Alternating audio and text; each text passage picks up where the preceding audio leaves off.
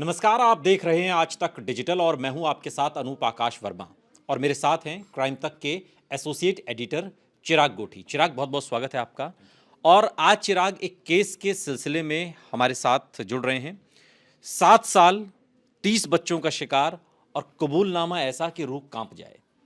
आज कोर्ट ने उम्र कैद की सज़ा सुनाई है और शिकारी तक शब्द का इस्तेमाल कोर्ट ने किया है। ये इस पूरी खबर को बताइए, ये कब का मामला है, जिससे कि जो दिल्ली के रहने वाले हैं वो अपने आप को कनेक्ट भी कर पाएँ। देखिए 2008 से लेकर 2015 के बीच ये आरोपी है, इसका नाम रविंदर है। हमने बहुत इसकी खबरें भी बनाई हैं। इस आरोपी ने, जो अभी थोड़ी देर पहले इस केस के आईओ भी आए हुए थे, दहिया जी, उन्होंने बताया करीब करीब 54 केसेस में अपनी इन्वॉल्वमेंट बताई थी, जिसमें अच्छा, उसने, और उसको याद था कि उसने कब कब क्या क्या केस किया है। ये आप कितने सोचिए, से कितने दरमियान के बीच की है? 2008 से लेकर 2015 के बीच में। 2008 से 15। आप सोचिए, इसके बाद जो केस अभी जिसमें सजा हुई है वो बेगमपुर का एक मामला था, जिसमें इसने एक 6 साल की बच्ची के साथ रेप किया था और उसके बाद उसकी हत्या कर दी थी। और ये टारगेट करता था इसी तरह के लेबर क्लास लोगों को, जहाँ पर मकान बन रहा होता था, झुग्गी डाल के लोग रह रहे थे, वहाँ ये देखता था 8 से 9 बजे के बीच में, जब वो गहरी नींद में होते थे तब जाकर ये टारगेट करता था। अच्छा, इसने इंग्लिश मूवी देखी थी और उसके बाद ये इतना ज़्यादा इसका दिमाग सनक गया था कि इसने ये तय कर लिया था कि ये घटना पे एक के बाद एक घटना अंजाम दिए जा रहा था। ये इसने कबूलनामे में बताया कि बताया, मैंने मूवी देखी है। हाँ, इसने ये भी बताया कि ये जब ये कर रहा था, ये क्यों, इसको बहुत ज़्यादा मोटिवेशन मिल रहा था करने का, क्योंकि सज़ा नहीं मिल रही थी, ये पकड़ा नहीं जा रहा था, क्योंकि जिन लोगों के साथ, बच्चों के साथ ये करता था, उनके माँ बाप कोई बहुत ज़्यादा वेल टू डू तो नहीं क्या होते थे। पहले मामला दर्ज नहीं करवाया गया था जो? मामले हुए, हाँ, गुमशुदगी दर्ज हुई, लेकिन हाँ। पुलिस का रवैया आपको पता है, शुरुआत बिल्कुल, में बहुत ज़्यादा बिल्कुल, बिल्कुल, बिल्कुल, सिंसियर नहीं रहा, बिल्कुल। और धीरे धीरे करते करते इसका दुस्साहस इतना बढ़ गया कि ये एक के बाद एक क्राइम करने लगा। ये दरअसल आउटर दिल्ली में रहता था अपने परिवार के साथ, इसके फादर प्लम्बर थे। शुरुआत में ये इसी तरह का वेगाबॉन्ड टाइप था, कभी घर में रहना, नहीं कोई रहना, नौकरी वोकरी करता कोई था क्या ये? नौकरी शुरुआत में थी, कोई लेबर का काम करता था, तो घर वालों को बहुत ज़्यादा इसकी परवाह नहीं होती थी, और बहुत ज़्यादा ये मतलब घर में इन्वॉल्वमेंट भी नहीं होती थी।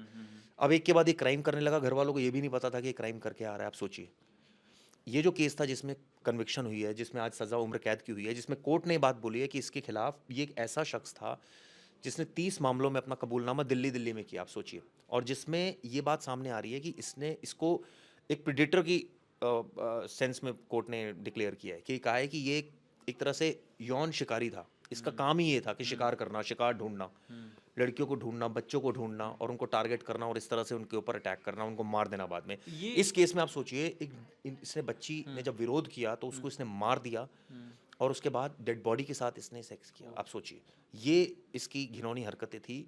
और उसके बाद लड़की खूनम खान हो गई। पुलिस जब मौके पर पहुंची तो उनको डेड बॉडी मिली, वहाँ उनको कुछ कागजात मिले। वो कागजात जब उठाए तो पता लगा ये कागजात तो इसके दोस्त के हैं। पुलिस वहाँ तक पहुंची तो पता लगा कि ये तो उसके साथ था एक रात पहले, और वहाँ इसका उस दोस्त से झगड़ा हुआ था। जब इससे पूछताछ हुई तो इसने सारा जुर्म कबूल दिया, और ये इसने कागजात वहाँ क्यों फेंके थे, अपने दोस्त को फंसाने के लिए, कि पुलिस उस तक पहुंचेगी, उसको पकड़ दिमाग लेगी। है, दिमाग से पागल नहीं है, इतना ये प्लान कर रहा था, आप इसका सोचिए मतलब ना, है। हाँ। बिल्कुल शातिर दिमाग था, इसको पता था कि मैं मौके पर हूँ, किसी के डॉक्यूमेंट फेंक दूंगा, उसको मैं फंसा दूंगा, कल को पुलिस उससे पूछेगी, उसको क्या पता मैंने किया। लेकिन वही है ना कि आप कहीं ना कहीं ऐसा सबूत छोड़ते हैं। तो इस केस में आप सोचिए, सबसे इंपॉर्टेंट था डीएनए। इसमें डीएनए मैच किया गया था, लेकिन कोर्ट ने इसको रेयरेस्ट ऑफ रेयर नहीं माना। कोर्ट ने कहा, ये बताया गया प्रोसिक्यूशन की तरफ से कि भाई ये मामला तो बहुत जघन्य है, ये तो बिल्कुल, टेंडेंसी बिल्कुल, ऐसी है, चौवन तो ये आप खुद सोचिए। कबूल कर रहा है। और उस समय जो आईओ थे उन्होंने बताया कि मैंने हर एक एसएसपी को स्पीड पोस्ट किया, बताया कि आपके केस ये कनेक्ट हो रहा है। एक केस में तो इसने अपनी बुआ के घर जाकर किस तरह की घटना को अंजाम दिया, और वहां यूपी पुलिस ने उस केस में किसी और को बंद कर दिया था। आप सोचिए, तो दिल्ली पुलिस ने जाके बताया कि जी आपने गलत बंदा बंद कर रखा है, ये था मेन, इसने मारा था। आप सोचिए कि ये कितना शातिर था। इसने न सिर्फ दिल्ली में भी आप सोचिए, नांगलोई, नरेला, बेगमपुर, आउटर का। इसको चिराग, मतलब संक्षेप में अगर हम समझें तो ये न सिर्फ इस तरीके की क्राइम कर रहा था, बल्कि इसको ये भी मालूम था कि मुझे अब इसमें बचना कैसे है, अपने आप को सेफ कैसे रखना है और अगले क्राइम को कैसे टारगेट करना है। बिल्कुल, क्योंकि इसको ये पता था कि पागल नहीं है, कहने पागल, का मतलब अगर दिमागी तौर पर वो नहीं है, ठीक है, और सोचे समझे तरीके से कर रहा था ये गुनाह। बिल्कुल ये सोचे समझे तरीके से कर रहा था। और इसका आप दुस्साहस देखिए कि ये मर्डर करता था, पहले रेप करता था, फिर मर्डर करता था, और उसके बाद घर आता था और अपने कपड़े जो है वो चेंज करता था। घर वालों को भी कोई परवाह नहीं थी, वो भी नहीं पूछते थे कि कहाँ से आ रहा है, कई बार रात रात भर गायब होता था। तो ये जिम्मेदारी तो घर वालों की बनती है, वो पूछे कि हमारा बेटा का है, उनको भी परवाह नहीं थी और इसको भी तो कोई थी नहीं परवाह। लेकिन पुलिस को इतना समय क्यों लग गया और अभी भी बेगमपुर वाले कांड में इसको सजा हुई है, लेकिन उससे पहले 2008 से चूंकि सारे मामले चले, तो इसमें कहाँ दिक्कत कहाँ हुई? पुलिस तक इसकी पहुंच या ये मामले नहीं पहुंचे, क्या दिक्कत कहाँ रही? दिक्कत ये रही कि इसने जिन लोगों को टारगेट किया वो बहुत लेबर क्लास लोग होते थे। शिकायत तो वो भी दर्ज शिकायत कराते करी, हैं ना? उन्होंने बेचारों ने शिकायत करी, हाँ। एक बार करी, अब पुलिस ने उनको भगा दिया शुरुआत में कि ठीक है जाओ देखते हैं, तुम्हारा बच्चा हो सकता है खुद गया हो, या छोटा बच्चा खुद कैसे जाएगा। हाँ, लेकिन बहुत ज्यादा सीरियसली नहीं लिया गया। गुमशुदगी के मामलों में वैसे को ढुलमुल वैसे भी रवैया, आपको पता है हाँ, ढुलमुल रवैया होता है, तो वही हुआ शुरुआत में। तो पुलिस ने भगाया, वो परिवार भी, चूंकि अब क्या है कि उसके लिए 2 वक्त की रोटी कमाना ज्यादा महत्वपूर्ण है, उसके एक नहीं 4 बच्चे और हैं, बच्चों को पालना है उसको। और बच्चों को पालने, 4 बच्चे उसके ऑलरेडी हैं, तो उसको सोचा ठीक है चला गया होगा बच्चा, या तो तो अपने ये आप चला। क्या ये दुष्कर्म करने के बाद, हत्या करने के बाद क्या शव को भी ठिकाने लगाता था या छोड़कर भाग जाता था? ये छोड़ के चला जाता था शव को ठिकाने, तो ऐसी कोई बात अभी सामने नहीं है, क्योंकि इतना ये रिस्क नहीं लेता था, क्योंकि अगर वो रिस्क लेगा तो इसके चांसेस और क्राइम में टाइम बिताने के और पकड़े जाने के हो जाते, तो ये वहीं छोड़ के भाग जाता था। और ये टारगेट ही ऐसी जगह को करता था जहाँ देखता था अंडर कंस्ट्रक्शन मकान है, जहाँ पर कोई नहीं है, वहीं जाकर उसको बुला लिया, बहला फुसला के ले गया, उसके बाद उसकी वहीं उसके साथ रेप करने की कोशिश की, बच्ची चिल्लाई तो उसका गला दबा दिया, उसको मार दिया, उसके बाद उसके साथ अननेचुरल सेक्स किया, उसके बाद उसकी बॉडी को डंप कर दिया। आप सोचिए, आईओ इस तरह की बात बता रहे थे कि जब पोस्टमार्टम करने वाले डॉक्टर के पास डेड बॉडी गई तो वो एकदम चौंक गए देखकर कि ये क्या है, ये किसने ब्रूटैलिटी की है। उन्होंने बताया ये आरोपी है, वो लेकर आए थे आरोपी का ब्लड सैंपल दिलाने के लिए। तो मतलब पोस्टमार्टम करने वाले डॉक्टर का कहना था कि आपने इसको गोली क्यों नहीं मारी इस आदमी को, तो वो भी मजबूर थे कि भाई मैं क्या करूं, कानून हमारा इस तरह का है कि हम नहीं मार सकते ऐसे गोली। तो आप सोचिए, लेकिन अभी भी हालांकि न्यायालय के हर फैसले का सम्मान है तहे दिल से, लेकिन इसको रेयरेस्ट ऑफ द रेयर क्यों नहीं माना गया? आप क्या वजह मानते हैं? देखिए इसमें जो कोर्ट का कहना है, कोर्ट का ये कहना है कि इसमें आई विटनेस जो था वो नहीं था इस केस में कोई, और यूजुअली आई विटनेस तो नहीं होते केसेस में, सर्कमस्टेंशियल एविडेंसेस ऐसे केस में आई विटनेस ऐसे केसेस में कौन देख रहा होगा मतलब? हाँ।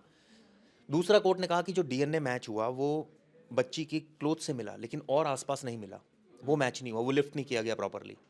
अब ये देखिए, ये इंटरप्रिटेशन की बात है क्या कोर्ट की। सबूतों के अभाव में इसको रेयरेस्ट ऑफ द रेयर नहीं माना गया? हम ये सबूतों का अभाव तो नहीं कहूंगा, अगर सबूत नहीं होते तो सजा नहीं होती, सजा थी। क्या और ज्यादा सबूत जिस तरीके का आप ये कोर्ट का इंटरप्रिटेशन है कि शायद और ज्यादा उनकी डिमांड होती। ऑब्वियसली ये केट अब हायर कोर्ट जाएगा तो क्या पता वहां से फांसी की सजा हो, लेकिन ये जो उम्र कैद की सजा हुई है, ये इसकी सजा ता उम्र तक है।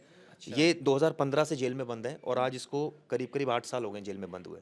और आप सोचिए, इसके चेहरे पर अभी भी कोई शिकन नहीं है।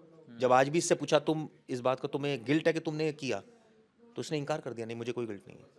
आप सोचिए किस तरह का माइंडसेट का ये आदमी है, और ये जानते हुए कोर्ट ने ये भी लिखा साथ में कि ये यौन शिकारी है, मतलब ये सुधरने की इसकी कोई गुंजाइश ही नहीं है, लीनियंसी बरतनी नहीं चाहिए ऐसे आरोपी के, उसके बावजूद नहीं हुआ रेस्ट ऑफ ताउम्र जब तक जिंदा रहेगा तब तक जेल में रहेगा। लेकिन एक बात बताइए, चूंकि आपने शुरुआत में ही कहा कि एक अंग्रेजी फिल्म देखकर और इस तरीके, ये क्या सिर्फ इतना भर लगता है आपको? देखिए, आपने निठारी वाला हमने केस देखा, उसमें भी एक शख्स पागल हो गया हवस के पीछे, और वो ब्रुटैलिटी करने लगा, और हालत ही होगी कि वो बच्चियों को मार देता था, खा भी जाता था। वो तो ये हालत हो, तो इस तरह के जो मैनिक होते हैं, अब उनकी साइकोलॉजी क्या वाकई मूवी देखकर इतना ज्यादा हो गए, या उनको लाइफ में वो कंफर्ट्स नहीं मिले? ऐसे चूंकि थे और कुछ ऐसी मूवी उन्होंने देखी और उस चीज को और ज्यादा उसको और ज्यादा उसको बल मिला, ये बात है। ये भी हो सकता है, ये भी हो सकता है, इससे साइकोलॉजिकल एंगल है। ये बात शुरुआत में कई साइकोलॉजिस्ट इसी तरह की बात बोल रहे थे जैसे आपने बोली, लेकिन अब एग्जैक्टली ये डरा नहीं, ये गिल्ट में नहीं आया, और ये दुस्साहस इसका इतना रहा कि करता चला गया क्राइम, कि नहीं मैं करूंगा, मतलब नशे में रहता था। आज भी उस चीज का उसे कोई गिल्ट नहीं है, लेकिन हम तो यही कह सकते हैं, अब जो भी हमें देख रहे हैं, कि कहीं पे भी आपके आस पड़ोस में या कहीं भी, या जो भी लोग देख रहे हैं, ईश्वर ना करे उनके साथ ऐसी कोई घटना घटे, लेकिन कभी भी घटे तो आप उसको मामले को दर्ज करवाइए और तब तक पुलिस के चक्कर लगाते रहिए जब तक ये मामला दर्ज ना हो जाए। थक हार कर नहीं बैठना है और ना? दूसरी बात एक और, कि जो छोटे छोटे बच्चे आपके घरों के आसपास हैं, चाहे वो लेबर जो काम करते हैं उनके बच्चे हैं, उनका तो फर्ज है ही कि वो ध्यान रखें। आप भी थोड़ा सा विजिलेंट रहें, ताकि ये पता हो कि कौन कोई ऐसा शख्स ना आ जाए वहाँ पर, या कई बार आप कंस्ट्रक्शन करा रहे हैं तो आपको पता होना चाहिए कि ये 4 लेबर हैं, उनके ये 2 बच्चे हैं। सजग रहना होगा, सजग रहना सजग चाहिए। रहना ऐसा नहीं हो होगा, कि कोई भी आके वहाँ कुछ भी घटना को अंजाम दे दे, क्योंकि कई बार ये घटनाएं, देखिए इस केस में ये सिर्फ ये पता लगा कि ये टारगेट ही ऐसे घरों को करता था। साइको किलर ये है, ये कहकर हम पल्ला नहीं झाड़ सकते। हर साइको किलर के से बनने के पीछे सबसे पहले वो किलर बनता है। पहले वो एक हत्या करता है, उसके बाद 2 करता है, 3 करता है और फिर हम उसे साइको किलर कहते हैं। शुक्रिया चिराग, इस तमाम बातचीत के लिए आपका। एक बेहद महत्वपूर्ण और एक गंभीर विषय पर आपने विस्तार से बात रखी। हालांकि इसको सज़ा मिल गई है और लेकिन अभी ऐसे बहुत से गुनहगार हैं जिन्हें सज़ा मिलना बाकी है। यहाँ रुक रहे हैं, लेकिन आप कहीं जाइएगा नहीं, बने रहिए हमारे साथ, देखते रहिए आज तक डिजिटल।